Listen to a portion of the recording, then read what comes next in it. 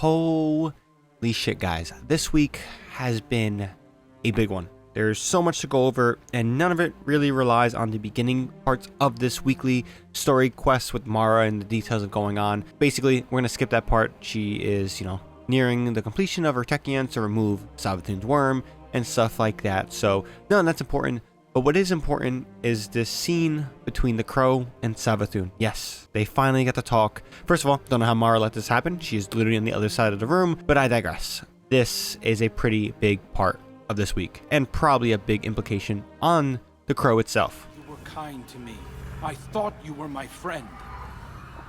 Am I not? You lied to me.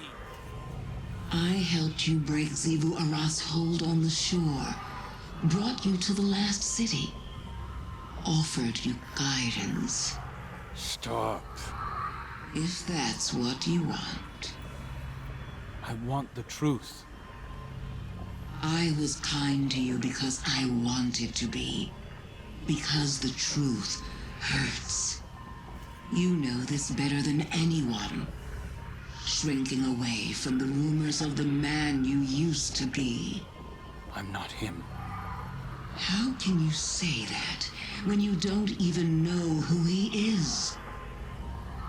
If the truth is what you really want, then lay your hand on me. Crow, don't. Please. See? Even your ghost thinks you're better off in the dark.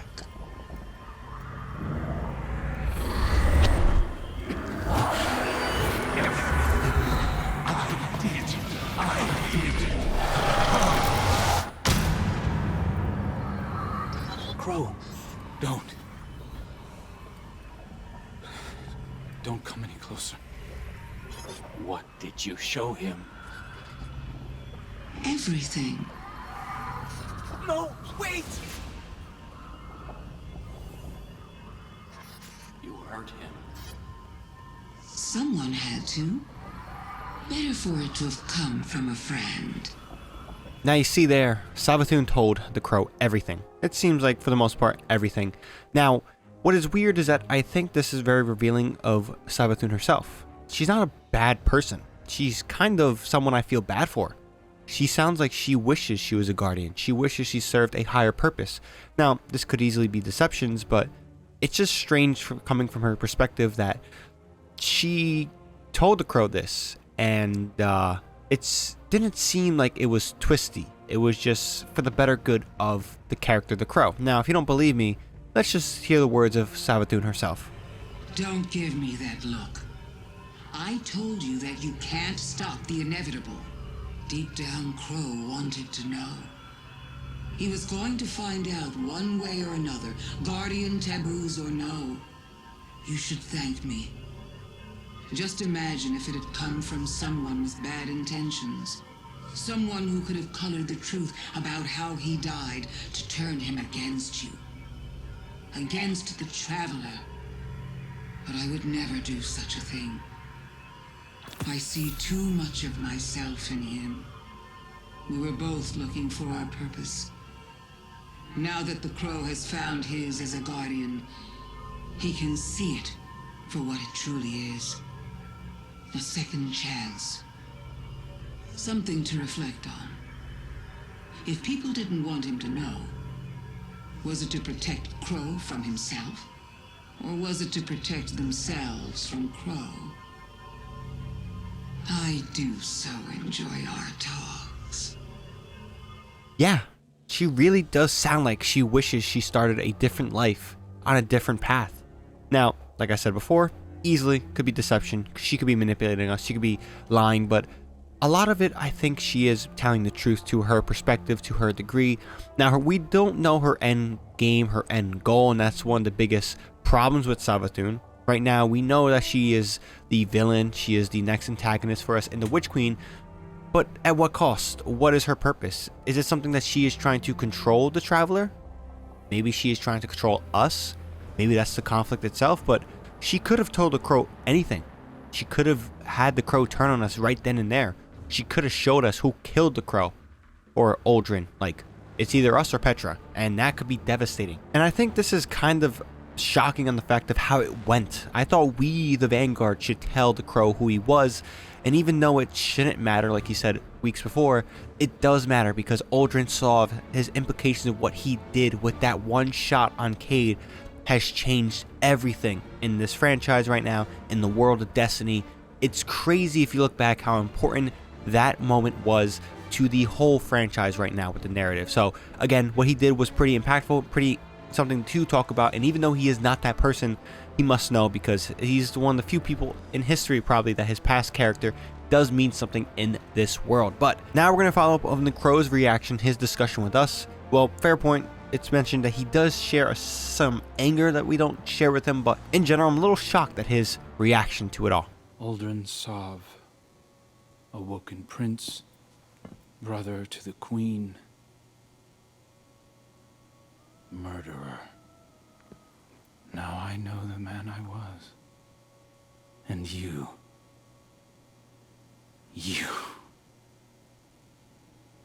I'm sorry. You did what you had to do. I don't think I would have told me either. Savathun's visions were like a waking dream. I could feel the heat of the flames, taste the blood in my mouth. I saw everything he did through his eyes. You're afraid of who I used to be, that he'll come back somehow. I am too. So I've asked Ikora to put me on another assignment. One where I can be somewhere I know my choices are my own. Tell Mara. Tell her whatever you want. I'll see you again when I'm ready. Now you heard there, he asked Ikora to step away. Now, we're going to get into what he's doing later, but he seems to want to separate himself from this conflict, from this thing, and I think that's something Savathun wanted the Crow to do. Get away from this all. Get away from your past life, because Savathun's going for the killing blow on Mara. I'm saying it now, Mara is not making out of this season. Mara wants to kill Savathun, and Savathun wants to kill Mara. I do not know why, but it seems like these two people are trying to kill each other. I don't know the strategic purpose of this. We do know Zigor Wrath is, and Zigor Wrath's new leader or ancient leader that we are, being mentioned frequently. We do know all that's like there, but again, we don't know the purpose of why Savathun wants Mara dead. I'm almost certain Mara's gonna die. It's gonna be by Savathun herself. But yeah, this is some pretty interesting stuff, pretty shocking stuff, and I'm absolutely loving every bit of this. Now, if you guys are curious of what's going on with the Crow and where he's going, well, there's a conversation between Ikora and the Crow that gives us a hint, and I'm actually pretty excited for it. Ikora, I need to get out of here. What happened? I don't want to talk about it. I want out now. Either you reassign me or I'm done. Done? With you, with the Vanguard, with everything. Crow, you have my full support. If you want to be reassigned, I can do that. But maybe you need to take some time first. If I stop moving right now, I'm afraid I'm going to fall apart at the seams. I need to keep moving, but I can't do that here. I need to be as far away from her as possible. Would you mind working with someone you know? Who? I need an operative to act as an intermediary with Empress Kaido. It's an important responsibility. Maybe we could discuss it in person. I'll be at the tower soon. Now, yes, the Crow is going to be on a Leon's, political thing with Kaido and representing the Vanguard and being an intermediary, whatever you want to call it. But I think this is a very exciting point of the narrative for his character. He knows who he is and he wants to do something productive still. Now, at least still for the Vanguard, which is a good sign. Now, this is pretty important. I think Kaido's character and her relationship with the Vanguard is pretty important, and having the Crow work with this kind of symbolizes and has him step towards the role of, fulfilling that Vanguard slot that is missing for the Hunter. If you guys don't know, guys live in the rock for some reason or just don't really pay attention to the lore, the Crow is the rightful heir to the Hunter Vanguard because of the Hunters there. He killed Cade, so therefore he shall be the new Hunter Vanguard. So again, it's only a matter of time, and I like that they've progressed this story and closed this chapter of the Crow with Uldren Sov. Now, I don't think it's completely over with, but at the same time, I think we're taking the right steps with the Crow's character for him to play a massive role in the future of Destiny, and having him pair up with Kaido and working with those characters over there is great. Kaido has continuously been mentioned in this season, which is great to see. She was a little bit more quieter in Season of the Splicer. We've only really got some of the things with her and warning Zavala of a coup and, Lakshmi's purposes, and be careful with that. It's a warning. But in general, Kaido, she's waging a war against Ziggurat on the outskirts of the Dreaming City, the Awoken Territory, and some interesting stuff is there.